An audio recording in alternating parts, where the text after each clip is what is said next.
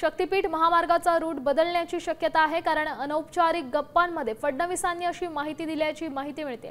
काही जिल्ह्यात शक्तीपीठ महामार्गाला शेतकऱ्यांचा विरोध आहे आणि त्याच पार्श्वभूमीवर काही बदल करण्यात येतील असं देखील कळतंय।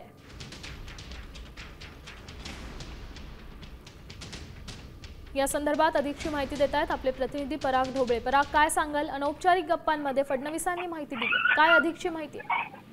नक्की ज्या पद्धतीने आपण पाहिलं गेल्या काही दिवसांपासून शक्तीपीठ महामार्गाला मोठ्या प्रमाणात विरोध होत होता, त्यामधले काही खास पॉकेट्स आहेत ज्यामध्ये सोलापूर, सांगली आणि कोल्हापूर या भागामधील काही पॉकेट्स आहेत ज्यामध्ये अपेक्षित आहे, बदल अपेक्षित आहे, कारण की ज्या पद्धतीने विरोध होत आहे त्या अनुषंगाने शक्यता जी आहे ती वर्तवली जात आहे। अनौपचारिक गप्पामध्ये त्यांनी तशा पद्धतीची माहिती जी आहे ती पत्रकारांशी बोलताना सांगितली आहे।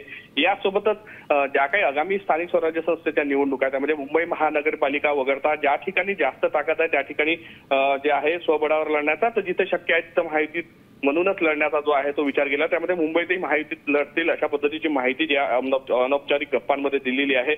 यासह त्यांनी अनेक विषयांवर यावेळेस बोललेलं आहे। त्यामध्ये मग नाशिकचा कुंभमेळाव्याच्या अनुषंगाने तयारीचा असो किंवा ज्या पद्धतीनं नक्षलवादमध्ये शत्रू कोण आहे हे माहीत करून घेणे, म्हणजे शहरी नक्षलवाद ज्या पद्धतीने वाढला मध्यंतरी आपण पाहिलाय अर्बन नक्षलवादीच्या विरोधात कायदे सुद्धा आणले, अशा अनेक विषयांवर खरं तर देवेंद्र फडणवीस यांनी पत्रकारांशी गप्पा बोलताना जे आहे सांगितलं। त्यामध्ये शक्तीपीठ आणि महायुतीच्या संदर्भात महत्त्वाचे संकेत जे आहे ते या सगळ्या गप्पांमध्ये दिलेले आहेत। नक्कीच धन्यवाद पराग दिलेल्या या सविस्तर माहितीसाठी।